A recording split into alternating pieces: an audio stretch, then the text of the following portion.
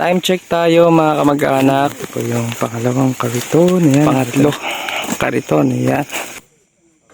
So, napuno na po itong isang elf. Hello mga kamag-anak, good afternoon. Ngayon nga ay pumunta tayo dito sa Tumana dahil nga pipitasin na itong mais ni Tata Angel mamayang gabi.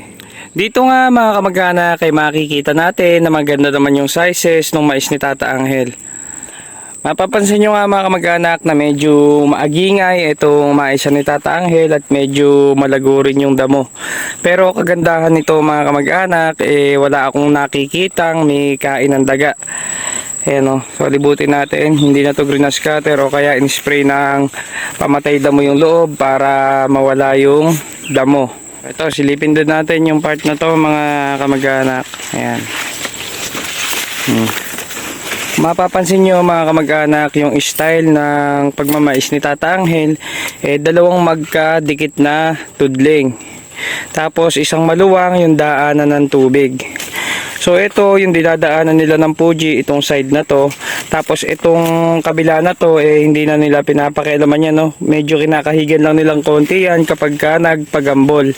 Yung kahabaan nito mga kamag-anak mula doon sa may kawayan na yon hanggang dito sa may aking harapan, at yung kalaparan naman nito mula dyan hanggang doon sa may aking motor. Bandang 11:30 na nga ng gabi mga kamag-anak nang pumunta tayo dito sa ponduhan at medyo marami na nga yung kanilang naikakarga dito sa may elf. Maaga nga silang nagsimula dito mga kamag-anak dahil nga pag alis nitong elf papuntang Balintawak, pagkayaring magdiskarga doon ay babalik ulit rito para sa pangalawang salida. So ayan yung mga kasama natin dito, nag-merienda na.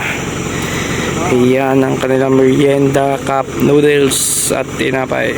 Nung nakausap ko nga yung may-ari ng mais mga kamag-anak, ang sabi niya dito sa 6 na kilong sweet fortune ng Ramgo Seeds ay nakagamit siya ng kulang 9 na bags ng pataba. Sa pag-i-spray naman mga kamag-anak, mula raw nung maliit yung mais ay 2 beses lang siyang nakapag-spray. Tapos sumunod doon mula nung maging gatuhod na yung mais hanggang bago mag-ulay ay puro proclaim lang yung kanyang inilalagay. Yung proclaim mga kamag-anak, yun yung ihinahalo sa may white sand na sinalandra, tapos yun yung ibinubudbod sa may ubod ng mais or dun sa may talulo. Nag-ulit na lang sila ng spray mga kamag-anak nung nag-ulay na at naglabas na ng manika yung kanyang mais. 2:26 AM mga kamag-anak, ayan at makikita nyo na puno na yung unang elf.